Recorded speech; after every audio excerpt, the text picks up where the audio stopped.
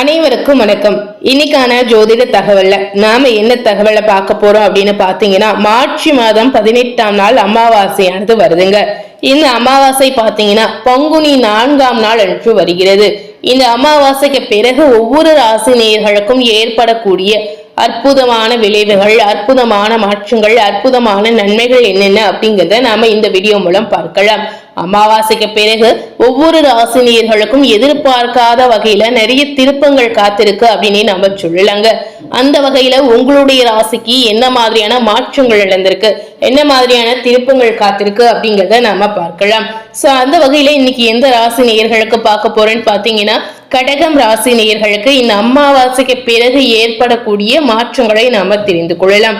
அதற்கு முன்பாக கடகராசி நேயர்கள் இந்த அமாவாசை நாளில் நீங்க செய்யக்கூடிய முக்கியமான பரிகாரத்தை பற்றி முதல்ல தெரிந்து கொள்ளலாம். அது என்ன இந்த அமாவாசை நாளன்று செய்யக்கூடிய பரிகாரம் அப்படின்னு பாத்தீங்கன்னா, இந்த அமாவாசை சாதாரண அமாவாசை அப்படின்னு சொல்ல முடியாதுங்க. அதாவது பங்குனி மாதத்தில் வரக்கூடிய சிறப்பு வாய்ந்த முக்கியமான அமாவாசை அப்படின்னு நம்ம சொல்லலாம். இந்த முக்கியமான அமாவாசை நாளில் நீங்க இந்த பரிகாரத்தை செய்து வந்தீங்கன்னா கண்டிப்பா உங்க வாழ்க்கையில இருக்கக்கூடிய பண கஷ்டங்கள் அனைத்துமே படிப்படியாக குறைந்து நிம்மதியாக வாழக்கூடிய ஒரு வாழ்க்கை உங்களுக்கு கிடைக்கலாம். இந்த பரிகாரத்தை நீங்க செய்து வந்தீங்கன்னா நிச்சயமா உங்க வாழ்க்கையில செல்வ வளம் அதிகரிக்கும் அப்படின்னு நம்ம சொல்லலாங்க.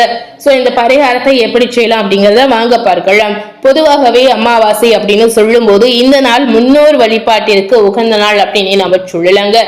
அதாவது அமாவாசை போன்ற விசேஷமான தினங்களில் இந்த மாதிரி பரிகாரங்களை நாம செய்யும் போது அதற்கு அதிக சக்தி இருக்கு அப்படின்னு சொல்லப்படுது.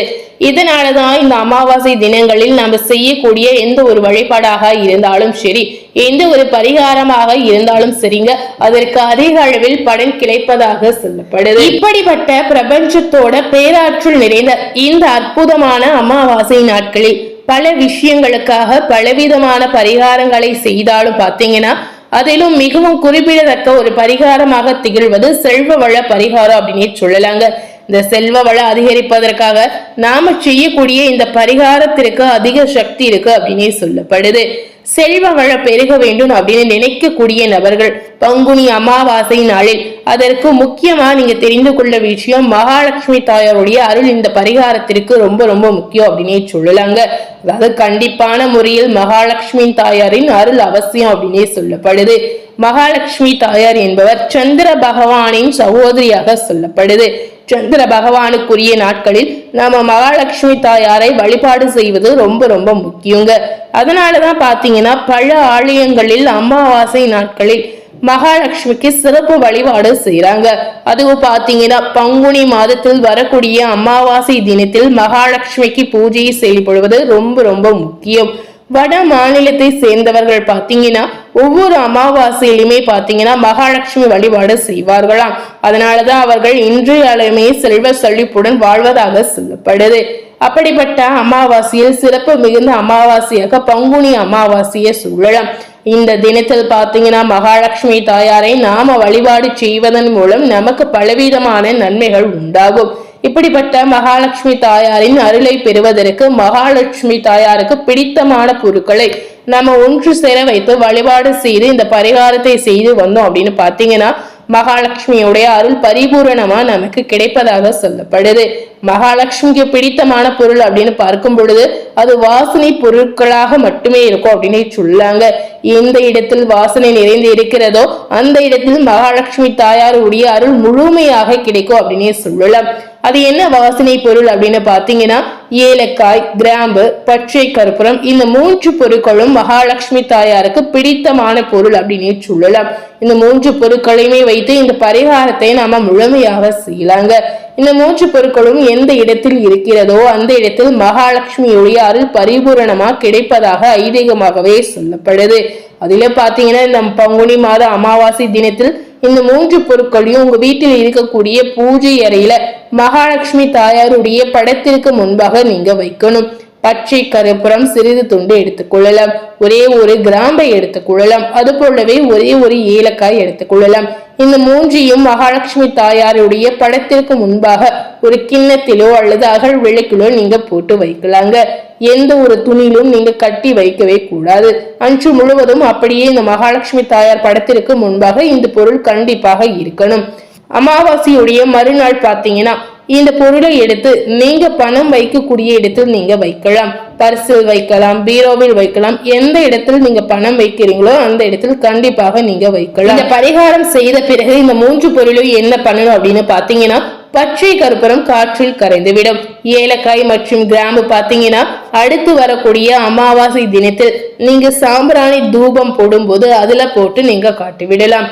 இப்படி ஒவ்வொரு அமாவாசை நாளிலுமே இந்த பரிகாரத்தை நீங்க மகாலட்சுமி தாயாருக்கு செய்யும் போது உங்களுக்கு பிடித்திருக்கக்கூடிய தரித்திரம் நீங்கி செல்வ வளம் நிச்சயமா அதிகரிக்கும். மறக்காம கடகராசி நேயர்கள் பங்குனி அமாவாசை நாளில் இந்த பரிகாரத்தை நீங்க செய்து பாருங்க. கடகராசி நேயர்களுக்கு இந்த அமாவாசையினுடைய தாக்கத்தால் கிடைத்திருக்கக்கூடிய பலன் என்ன அப்படிங்கறத நாம பார்க்கலாம். மனசாட்சி காரகன் சந்திர ராசிநாதனாக கொண்டிருக்கக்கூடிய கடகராசி அன்பர்களுக்கு இந்த அமாவாசையுடைய தாக்கத்தால் அனைத்து காரியங்களும் சராசரிக்கு கூடுதலான வெற்றியை உங்களுக்கு கொடுக்கும் அப்படின்னே சொல்லப்படுது. சேமிப்புகளை ஆதாயம் தரும் விஷயங்களில் முதலீடு செய்யக்கூடிய வாய்ப்புகள் கூட உங்களுக்கு கிடைக்கலாம். திட்டமிட்டு சரியாற்றக்கூடிய சூழல் நிச்சயமா உங்களுக்கு ஏற்படும். குடும்பத்துடன் தொலைவில் உள்ள புண்ணிய தலங்களுக்கு அதாவது ஆன்மீக பயணங்களை மேற்கொள்ளக்கூடிய வாய்ப்பு பல நேயர்களுக்கு நிச்சயமா கிடைக்கலாம். உடல் உபாதைகள் எதுவுமே ஏற்படாது. உங்களுடைய தன்னம்பிக்கை இந்த காலகட்டங்களில் நிச்சயமா அதிகரிக்கும். திறமைகள் பரிசீலிக்கப்படக்கூடிய வாய்ப்புகள் இருக்கிறது. குழந்தைகளை கண்டிப்புடன் வளர்க்கக்கூடிய சூழல் நிச்சயமா ஏற்படும். அதே நேரம் பாத்தீங்கன்னா அவர்கள் மகிழ்ச்சிக்காக சுற்றுலா சென்று வரக்கூடிய ஒரு சூழலும் ஏற்படலாம். பதற்றப்படாமல் உங்களுடைய செயல்களை செய்து முடிக்கக்கூடிய காலகட்டமாக வரக்கூடிய நாட்கள் உங்களுக்கு அமையலாம். தொழில் செய்யக்கூடிய கடகராசி நேயர்களுக்கு பாத்தீங்கன்னா கொடுக்கல் வாங்கல் விஷயங்களில் எந்த குறையுமே நிச்சயமா இருக்காது. புதிய முதலீடுகளை நீங்க செய்யும் போது கூட்டாளிகளுடன் கலந்து ஆலோசித்த பிறகு நீங்க நல்ல முடிவுகளை எடுக்கலாம். தேவையற்ற சரக்குகளை மட்டுமே வாங்கி நீங்க விற்கலாம். அதே சமயம் சந்தைகளில் போட்டிக்கு தகுந்தவாறு விலையை நிர்ணயித்து நீங்க லாபம் அடைய நிறைய வாய்ப்புகள் இருப்பதாக சொல்லப்படுது. உத்தியோகத்தில் இருக்கக்கூடிய கடகராசி நேயர்களுக்கு பாத்தீங்கன்னா உங்களுடைய கடுமையான உழைப்பால் நல்ல வெற்றி இந்த காலகட்டத்தில் கிடைக்கலாம். அதே சமயம் சக ஊழியர்கள் உங்களுக்கு உறுதுணையாக நிற்கலாம். இதனால பாத்தீங்கன்னா இந்த காலகட்டத்தில் வரக்கூடிய சிக்கல் பிரச்சனை எதுவாக இருந்தாலும் அனைத்துமே சமாளிக்கக்கூடிய தன்னம்பிக்கை கடகராசி நேயர்களுக்கு நிச்சயமா இருக்கலாம். சில கடகராசி நேயர்களுக்கு பாத்தீங்கன்னா இந்த காலகட்டங்களில் அலுவலக ரீதியாக வெளியூரில் சில காலம் தங்கி பணியாற்றக்கூடிய ஒரு சூழ்நிலை உங்களுக்கு நிச்சயமா உண்டாகலாம். அலுவலகத்திலிருந்து கடன் கிடைத்து வாகனம் வாங்கக்கூடிய யோகம் சில நேயர்களுக்கு கிடைக்கலாம். அரசியல்வாதிகளுக்கு இந்த காலகட்டம் உங்களுடைய செல்வாக்கு அதிகரிக்கக்கூடிய காலகட்டம் அப்படின்னு சொல்லலாங்க. கட்சியினுடைய மேலிடத்தின் கனிவான பார்வை உங்கள் மீது விழுந்து உங்களுடைய கோரிக்கைகள் அனைத்துமே நிறைவேறும். அரசு அதிகாரிகளும் உங்களுக்கு நேர்மறையான ஆலோசனைகளை மதித்து நடக்கலாம். அவர்களால் உங்களுக்கு செல்வாக்கு நிச்சயமா தொண்டர்களிடம் அதிகரிக்கும். கலைத்துறையில இருக்கக்கூடிய கடகராசினியர்களுக்கு அனுகூலமான தீர்ப்புகள் உண்டாகலாம். பாராட்டும் பணமும் உங்களுடைய உள்ளகத்தை உற்சாகப்படுத்தக்கூடிய வாய்ப்பை ஏற்படுத்தலாம். சக கலைஞர்கள் நட்புடன் பழகக்கூடிய சூழல் நிச்சயமா உங்களுக்கு ஏற்படலாம். அவர்களால் உங்களுக்கு புதிய வாய்ப்புகள் கூட தேடி வரும். கடகராசியில் இருக்கக்கூடிய பெண்மணிகளுக்கு இந்த காலகட்டத்தில் பார்க்கும் பொழுது இல்லத்தில் மகிழ்ச்சி அதிகரிக்கலாம். கணவரிடம் பாசத்தோடு பழகக்கூடிய சூழ்நிலை ஏற்படும். புதிய ஆடை ஆபரணங்கள் வாங்கி மகிழக்கூடிய சூழ்நிலை உண்டாகலாம். தேவையற்ற கவலைகள் சிலருக்கு தோன்றலாம்.